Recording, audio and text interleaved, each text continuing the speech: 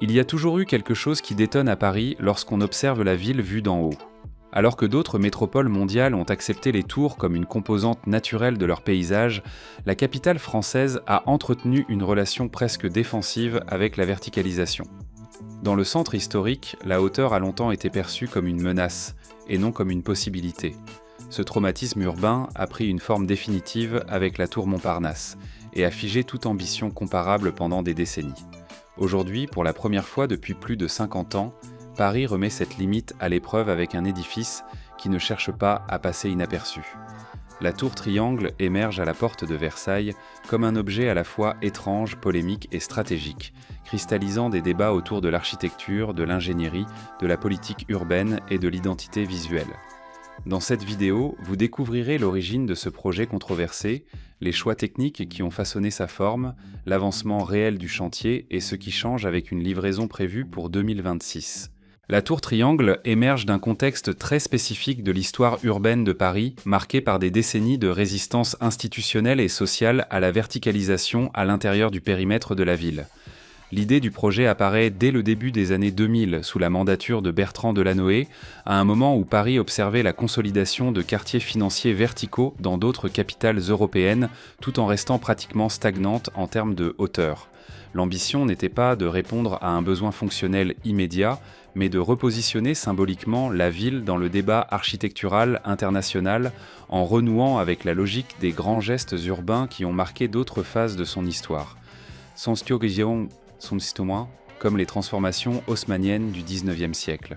Le choix de la porte de Versailles obéit à cette même logique stratégique, puisqu'il s'agit d'une zone de transition entre un tissu urbain consolidé et une échelle métropolitaine plus ouverte, déjà marquée par de grands équipements, des flux intenses et une moindre sensibilité patrimoniale.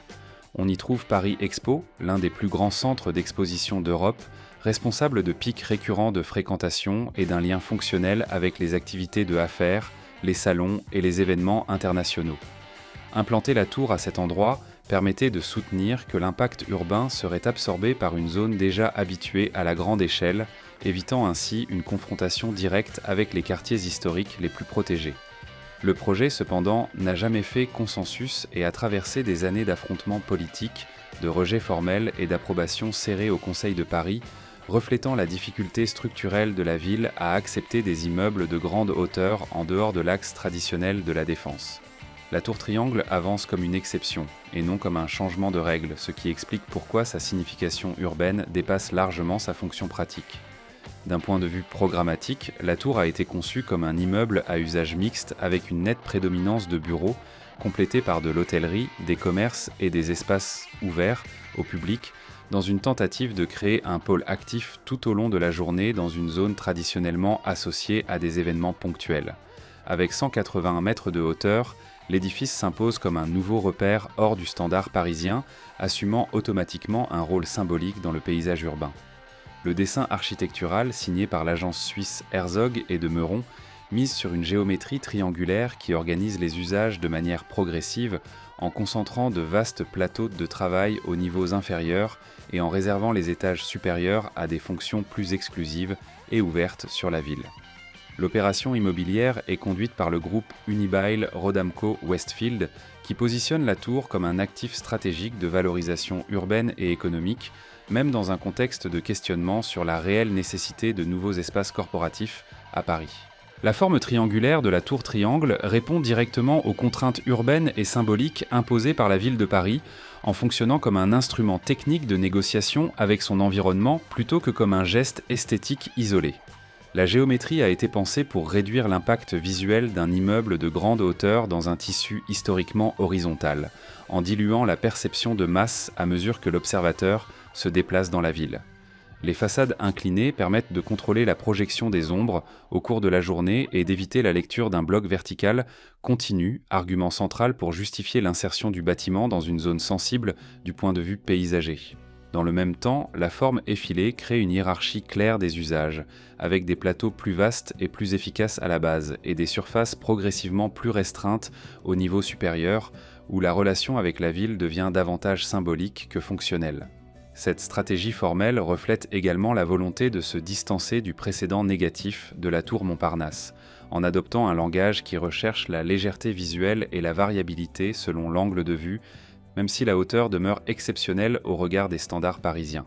Le projet traduit ainsi une logique dans laquelle le dessin architectural agit comme un outil de réduction du rejet politique et social en intégrant directement les contraintes urbaines dans la forme construite. Du point de vue de l'ingénierie, la principale complexité de la tour réside dans la nécessité de garantir la stabilité structurelle d'un édifice qui se rétrécit à mesure qu'il s'élève, ce qui impose un contrôle rigoureux des efforts verticaux et horizontaux dans un contexte urbain dense et fortement réglementé. La solution repose sur un noyau structurel robuste capable de concentrer la rigidité et d'absorber les charges, combiné à des systèmes périphériques qui répartissent les efforts sans compromettre la flexibilité des plateaux. Cette configuration permet de maintenir de grandes portées libres pour les usages tertiaires tout en assurant des performances structurelles compatibles avec la hauteur et la forme irrégulière du bâtiment. L'exécution du chantier se déroule dans un environnement logistique complexe, à proximité de l'un des plus grands pôles événementiels de la ville, ce qui impose une planification minutieuse des flux de matériaux, la réduction des interférences extérieures et une coordination précise entre les différentes phases de construction. La responsabilité des travaux incombe au groupe BASIX, dont l'expérience dans les structures de grande échelle se traduit par l'adoption de solutions mixtes en béton et en acier, par un contrôle géométrique rigoureux et par une intégration anticipée entre structures, façades et systèmes techniques du bâtiment.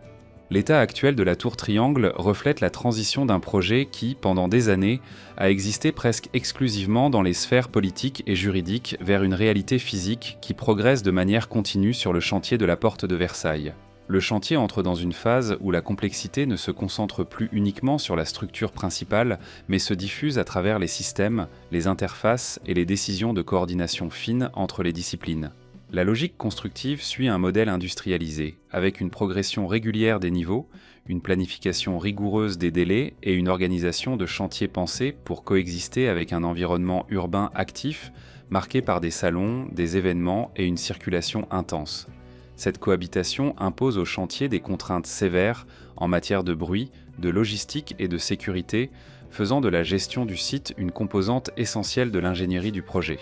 À mesure que le bâtiment gagne en hauteur et en définition volumétrique, l'attention technique se déplace vers l'intégration entre la structure, les façades et les systèmes techniques, une étape où les tolérances géométriques deviennent critiques et où le moindre écart peut entraîner des effets en cascade. La façade, loin d'être un simple élément esthétique, agit comme un système actif de performance thermique, de contrôle solaire et de confort intérieur nécessitant une coordination millimétrique avec la structure inclinée et avec des plateaux dont la géométrie varie sur toute la hauteur. En parallèle, les installations électriques, hydrauliques et de climatisation progressent, dimensionnées pour un bâtiment à usage intensif et à occupation diversifiée, ce qui accroît la complexité des essais et des ajustements progressifs encore en phase d'exécution. Ce stade du chantier consacre la tour Triangle comme un bâtiment réel, visible et mesurable, réduisant l'espace des débats abstraits et déplaçant l'attention vers la performance concrète de l'ouvrage. Le projet est alors jugé moins à travers des rendus et des discours que par sa capacité à se matérialiser dans les conditions urbaines parisiennes, en respectant les calendriers, les contraintes techniques et les attentes institutionnelles. À partir de cette avancée physique, l'horizon de 2026 apparaît comme un jalon opérationnel, non comme un point final symbolique, mais comme le début d'une nouvelle phase de la vie du bâtiment. L'achèvement des travaux ne signifie pas seulement la fin de la construction, mais l'entrée dans une période de mise en service au cours de laquelle l'ensemble des systèmes fait l'objet de tests approfondis, d'ajustements de performance et de validation réglementaire avant l'occupation complète. Dans des édifices de cette échelle et de cette complexité, cet intervalle est décisif, car il détermine l'efficacité réelle de systèmes qui, sur le papier, promettent de hauts niveaux de performance énergétique, de confort et de flexibilité d'usage. L'année 2026 représente ainsi le passage de la tour Triangle du statut de chantier à celui d'infrastructure urbaine active intégrée au fonctionnement quotidien de la ville. L'occupation devrait se faire de manière progressive avec l'activation graduelle des bureaux, des espaces ouverts au public et des fonctions complémentaires, permettant au bâtiment d'être absorbé par son environnement sans rupture brutale des flux. Ce processus révèle un aspect central de la tour. Plus qu'un geste isolé, elle fonctionne comme un engrenage supplémentaire au sein d'un territoire déjà saturé d'événements et de circulation, exigeant une adaptation continue à la fois du bâtiment et de la ville qui l'entoure. La tour triangle cristallise une opposition qui dépasse largement le champ de l'architecture et révèle des tensions profondes sur l'avenir urbain de Paris en réunissant des critiques politiques, environnementales et fonctionnelles qui accompagnent le projet depuis sa présentation initiale. L'un des principaux fronts de contestation concerne la prédominance des bureaux dans une ville confrontée à des niveaux significatifs de vacances dans le secteur tertiaire, en particulier dans un contexte de transformation des modes de travail et d'essor du télétravail. Pour les opposants, la tour incarne une réponse décalée par rapport aux priorités urbaines contemporaines, en privilégiant un programme corporatif au détriment du logement ou d'équipements publics à plus fort impact social. À cet argument s'ajoute la critique environnementale, qui questionne la cohérence de construire un immeuble de grande hauteur, intensif en matériaux et en énergie, dans une ville qui se positionne comme une référence en matière de politique climatique et de réduction des émissions.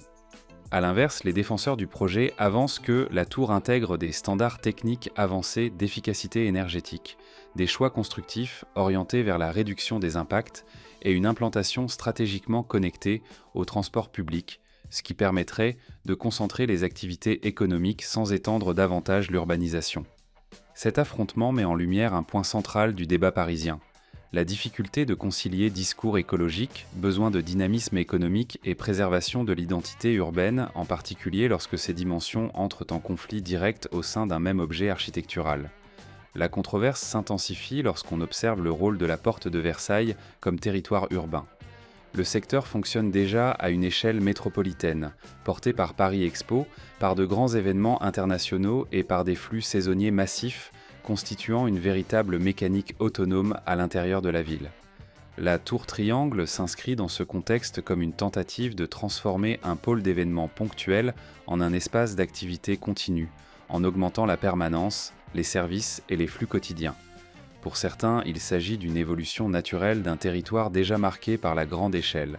Pour d'autres, c'est la confirmation d'un processus de saturation susceptible de mettre encore davantage sous pression les infrastructures locales.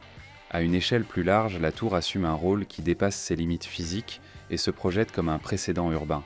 Son destin symbolique ne dépend pas uniquement de ses performances techniques ou de l'occupation de ses espaces, mais de la manière dont elle sera assimilée par le paysage et par le quotidien de la ville.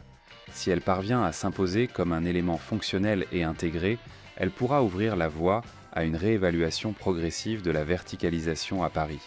Dans le cas contraire, elle risque de renforcer le rejet historique des immeubles de grande hauteur et de figer la tour triangle comme une exception tolérée, et non comme un modèle reproductible. Et vous, qu'en pensez-vous ? La tour triangle est-elle un véritable marqueur urbain et un précédent pour l'avenir de Paris ? Laissez votre commentaire. Vous êtes sur la chaîne La Grande Construction, pensez à liker, à vous abonner et à regarder la vidéo précédente.